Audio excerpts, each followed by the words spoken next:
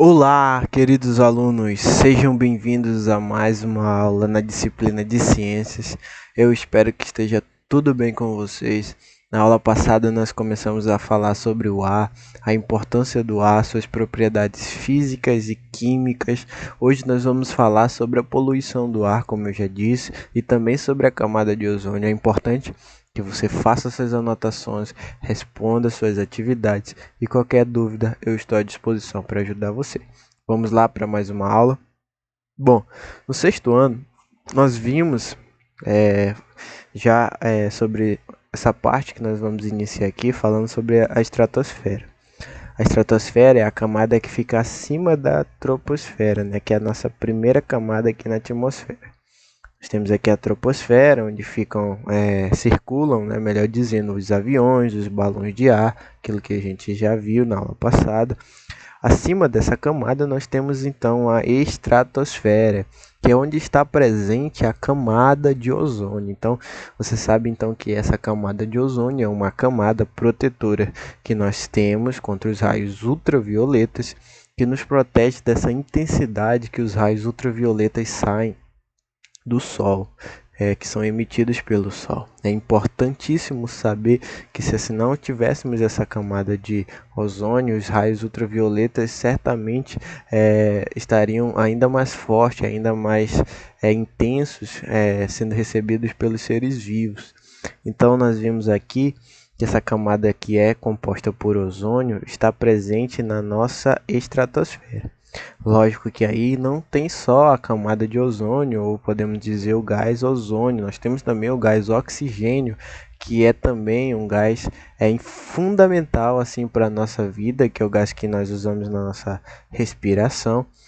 Quando esses gases recebem esse raio ultravioleta vindo do Sol, ele se torna um gás ozônio. Assim também o gás ozônio, quando recebe os raios ultravioletas, eles também vão se tornando o gás oxigênio. Então, ali nessa camada, na estratosfera, nós temos então esse equilíbrio entre gás oxigênio se tornando gás ozônio se tornando gás oxigênio. Mas até aí a gente pode pensar, bom, se tem um equilíbrio, então tá tudo tranquilo, né, professor?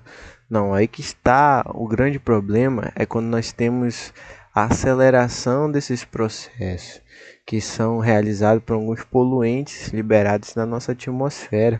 Então, aí está uma grande preocupação nossa quando nós entendemos que esses gases eles acabam acelerando o processo, fazendo com que haja um desequilíbrio, fazendo com que haja buracos na camada de ozônio, que vão fazer com que esses raios ultravioletas cheguem com maior intensidade aos seres humanos, causando algumas doenças respiratórias. Também são resultados de algumas poluições feitas no ar. Mas essa é apenas uma introdução daquilo que nós vamos ver aqui no nosso conteúdo. Então aqui na nossa tela nós temos novamente as divisões da nossa atmosfera, troposfera, estratosfera, a mesosfera, a termosfera e a exosfera. Então, quando nós falamos então dessa destruição da camada de ozônio, né, dessa camada protetora que nós temos então na Terra, nós estamos falando de um processo que deve ter os nossos olhares constantemente. Não é algo que a gente possa apenas ouvir falar e não agir, porque é evidente que se nós perdemos a nossa camada de ozônio, nós vamos ter sérios problemas à nossa saúde. Então, a ciência e a tecnologia podem tanto melhorar a qualidade de vida das pessoas quanto causar sérios problemas, né? Então nós sabemos que a ciência e a tecnologia elas têm dois lados, né? O lado que nós usamos, que é muito benéfico para a nossa vida, mas se a gente não souber usar as tecnologias sem controle, as maneiras que são realizados os processos, a maneira que nós usamos a ciência, a gente pode causar sérios problemas a nós mesmos, né? Então, na década de 1930, o que aconteceu? O que aconteceu nessa década? Foi feita a criação de um grupo de gases que foram chamados de clorofluorcarbonos. Clorofluorcarbonos são os CF6. Esses gases, né, compostos do cloro, um gás, o flúor, que é outro gás, e o gás carbônico, foi uma invenção tecnológica que parecia ter apenas vantagem. Então, no início que apareceu esse componente, essa substância composta, foi visto que tinha várias aplicações na sociedade, apenas vantagens, né? Mas nós vamos aqui ver já um detalhe muito importante. Os CF6, que são clorofluorcarbonos, eles não eram inflamáveis, né? Então, olha aí uma grande vantagem, né, de você não ter um gás que é inflamável. Não eram tóxicos nem corrosivos e passavam a ser usados em de inseticidas, é, desodorantes e outros produtos na forma de spray, né? Você tem talvez um spray aí na sua casa, um aerosol, né? Então eles eram usados nesses frascos, nesses sprays. Eram usados também aparelhos de ar-condicionado e geladeiras na produção de espumas de sofá e de colchões, entre outras aplicações. Porém, após alguns anos, pesquisas científicas começaram a indicar problemas decorrentes do uso desses gases. Então, nós temos aí o começo, a partir de outras pesquisas, de descoberta que esses gases eram extremamente poluentes, né? A gente viu aí uma gama de benefícios, né, de aplicações desses gases, mas agora a gente vai ver um pouco do que eles eram capazes quando nós falamos de poluição. Na década de 1970, o mexicano Mário José Molina, o estadunidense Frank Sherwood Holland e o holandês Paul Joseph descobriram que os gases CF6 e outras substâncias contendo cloro, flúor ou bromo estavam destruindo a camada de ozônio. Então, nós vemos aí que nós temos uma substância que foi usada de diferentes maneiras, em diferentes processos, em diferentes aplicações, podemos dizer assim, mas sem o cuidado de saber qual era a parte ruim de usar isso, somente esses gases CF6. Aí nós vimos aí que esses pesquisadores eles acabaram descobrindo que são gases que estavam destruindo a camada de ozônio. Você pode se perguntar, professor, mas só um frasco com spray que tem esse gás presente vai acabar com a camada de ozônio? Não exclusivamente só o que nós usamos, mas imagina a população toda que faz uso dessas aplicações, né? Nos displays de aerosol, presente nos ar-condicionados, você sabe, então multiplica isso por milhões, por bilhões, que chega a ser a nossa população, então você vai ver que vai ser um uso extremamente alto, extremamente poluente, né? Então, no início, né, o alerta sobre a destruição dessa camada foi considerado um exagero, né, pelos outros cientistas. Posteriormente, por essa descoberta, os 3 cientistas ganharam o Prêmio Nobel de Química em 1995. Então, esse Prêmio Nobel, ou Nobel de Química, como você preferir, é um prêmio dado aos cientistas por grandes descobertas, por grandes estudos, por grandes contribuições na nossa ciência. Então nós vimos aqui que no início, né, eles foram até criticados por outros cientistas, mas eles acabaram até recebendo um prêmio posteriormente, depois que realmente foi comprovado que esses gases são destruidores da camada de ozônio. Na estratosfera, sob o efeito dos raios ultravioletas do Sol, os CF6 aceleram a transformação do ozônio em gás oxigênio. Então, lembra daquilo que eu falei lá no início? Que assim como os raios ultravioletas fazem com que o gás oxigênio se transforme em ozônio e ozônio em gás oxigênio, nós também temos esses gases, o CF6, fazendo esse mesmo processo do ozônio para o gás oxigênio. Então, o gás oxigênio ele não tem essa proteção que nós precisamos contra os raios ultravioletas. Mas você sabe que lá tem um equilíbrio. Mas aí que acontece o desequilíbrio quando nós temos poluentes chegando até essa camada, fazendo com que nós tenhamos mais processos de ozônio para oxigênio, fazendo com que haja buracos na camada de ozônio. Então a gente consegue entender O quanto é perigoso esses gases poluentes? Nós não estamos falando unicamente desse gás, né? Formaram-se assim os chamados buracos na camada de ozônio, aquilo que eu já falei para vocês. Regiões em que a concentração de ozônio diminuiu. Então, nós temos aí uma concentração desse gás sendo diminuída, né? Então, como essa camada absorve parte dos raios ultravioletas emitidos pelo Sol, nas regiões com menor concentração de ozônio, os raios ultravioletas passam em maior intensidade, atingindo e prejudicando os seres vivos. Então, se nós recebemos esses raios de forma muito intensa, da maneira que realmente eles saem do Sol, isso é extremamente prejudicial à nossa saúde. Imagina num dia que você sai, no dia que o sol está realmente muito forte, né? Que não tem nenhuma nuvem ali protegendo, não está nem nublado, nada, o céu está limpo. Você sabe que em alguns minutos que você passa, você já sente o seu corpo aquecer muito, a sua pele aquecer muito, né? E se você não tiver cuidado, você pode gerar um câncer de pele. Então, imagina que se não tivesse essa camada, a força que nós iríamos receber desses raios de sol seria algo assim, instantaneamente prejudicial, né? A gente sabe que receber isso há muito tempo, muitos dias, isso vai prejudicando a nossa saúde. Imagina receber toda essa quantidade em um momento, então seria instantâneo praticamente o prejuízo que esses raios iam causar aos seres vivos, não exclusivamente ao ser humano, né, mas às demais espécies de seres vivos, né? A maior incidência de raios ultravioletas na superfície da Terra intensifica o número de casos de câncer de pele, de catarata, problemas nos olhos que afeta a visão. Então esse é um dos problemas, o câncer de pele, né?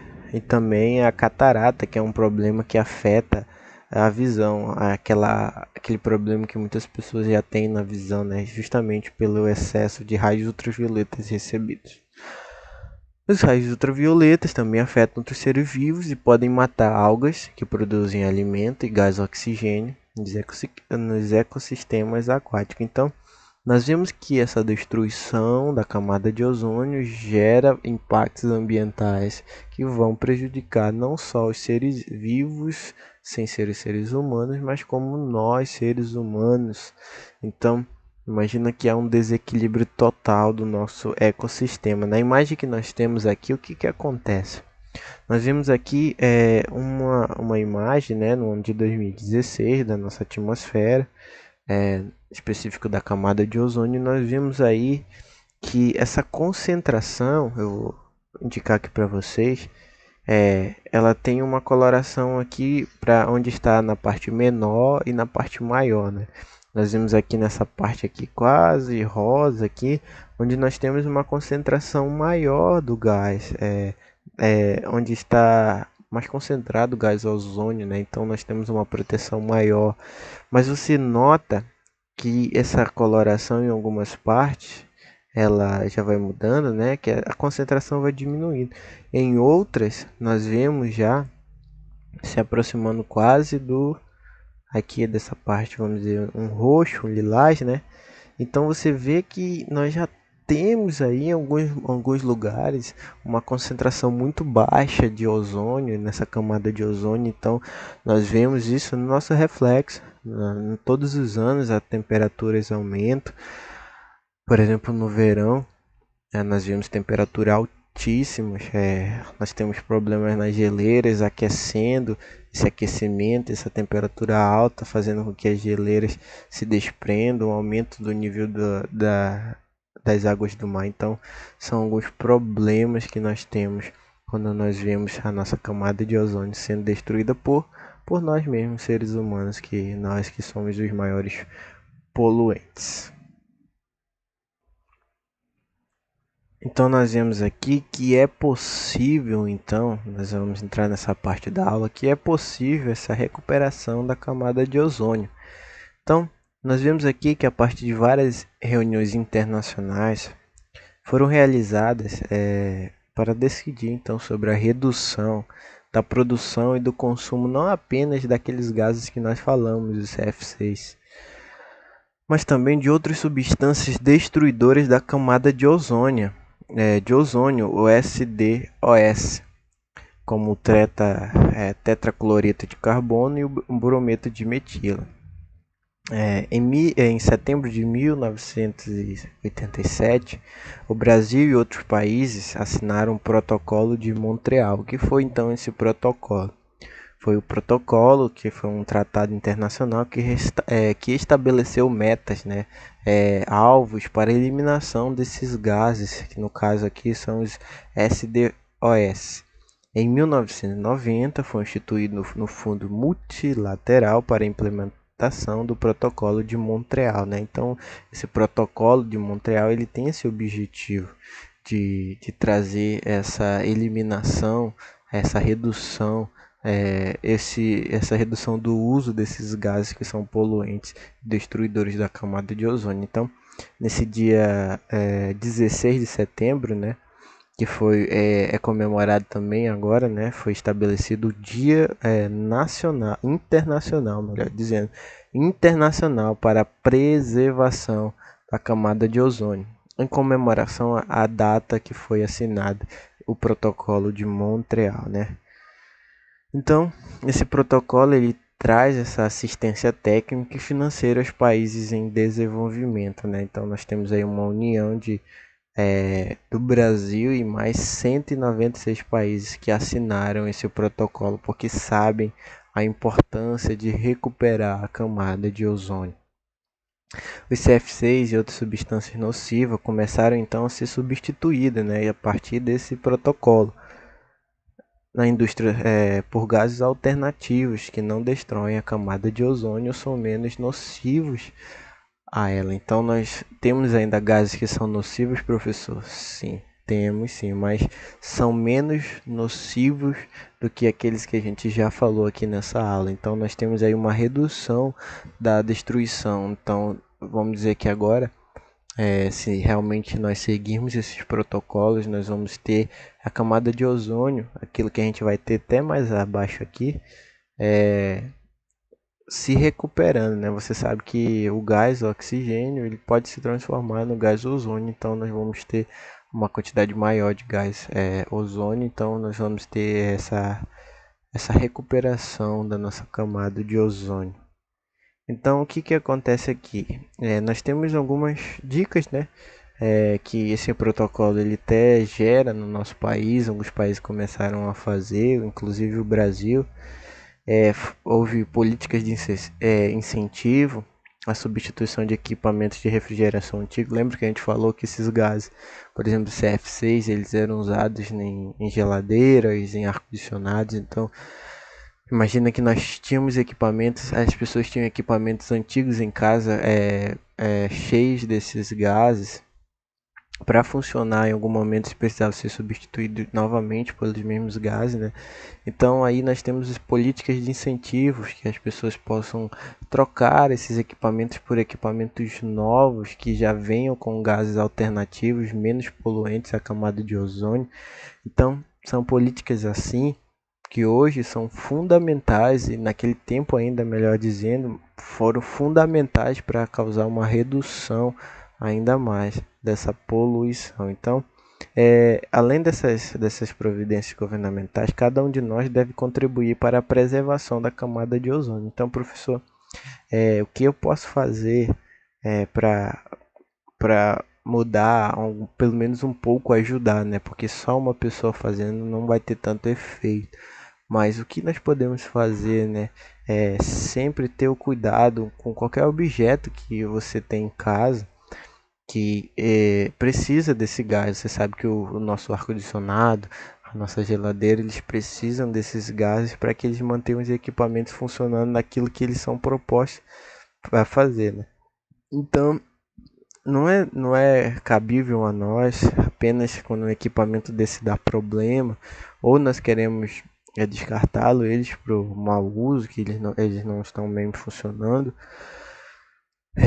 apenas jogar no ambiente, né? Então é necessário que a gente tenha todo um cuidado a descartar esses equipamentos. É fundamental que nós viemos contratar ou atrás de alguma assistência especializada que retire e não libere esse gás na atmosfera de qualquer maneira, mas tenham cuidado, né, para a preservação do meio ambiente em geral, né, não só com a camada de ozônio, porque quando você joga um equipamento desse, né, na rua, por exemplo, você está poluindo não só a atmosfera, mas você está poluindo todo o meio ambiente. Você pode ver que o plástico tem um tempo duradouro muito grande, então vai ficar ali naquela onde você jogou muito tempo, talvez até mais do que você possa ou eu viver, né? Então, nós vemos aqui que todos esses cuidados que nós temos e que foi incentivo a partir desse tratado, né, desse protocolo de Montreal para os países, ajudaram e ajudam a diminuição dos efeitos então na camada de ozônio. Então, pessoal, nós falamos um pouco sobre a camada de ozônio, né, sobre os poluentes, alguns poluentes, né. Aqui na apostila de vocês, na página 46, quero que vocês se atentem para algumas informações que são fundamentais e complementares à nossa aula de hoje, né? Aqui ele vai falar sobre a estrutura da camada de ozônio, que nós vemos aqui, né? Essa proteção que nós temos no nosso planeta. Essa imagem está bem interessante da gente ver, né? A troposfera, a camada de ozônio acima da troposfera, já localizado na estratosfera. Então, o que nós devemos aqui nessa apostila é ler o conteúdo com calma. Aqui já tem muita coisa daquilo que eu já falei nessa aula. Então você vai ler, aqui fala sobre o processo de como é formado a camada de ozônio, aquilo que eu já falei para vocês. Nós temos aqui a molécula, né? Que você pode perguntar para a pessoa como é esse gás, como é que se ele é um gás, ele tem moléculas, como é que eu vejo isso? Lá a gente está falando de um mundo microscópio, né? Então não vamos conseguir ver isso a olho nu, mas nós sabemos que está lá, né? Então aqui nós vamos ter também um ponto que fala da destruição, as formas de reverter, né, esses impactos. Aqui traz outra imagem. Então eu peço para que vocês leiam, né, esses conteúdos que estão presentes na apostila, aí você venha e responda a atividade. Na próxima aula nós vamos estar falando sobre o efeito estufa. Eu preferi falar sobre a camada de ozônio primeiro, né, para nós termos uma sequência melhor didática. Então a gente vai estar aqui nessa página 46 até a 49, né, terminando aqui na 47, com o finalzinho da questão. Aí nós voltamos para umas páginas anteriores para falar do efeito estufa. Então, pessoal, aguardo vocês na próxima aula. Eu sou o professor Marcelo. Qualquer dúvida, eu estou à disposição. Responda suas atividades, as suas questões da apostila. Fique atento, sempre estarei enviando atividades complementares para ajudar você. Aguardo você na próxima aula.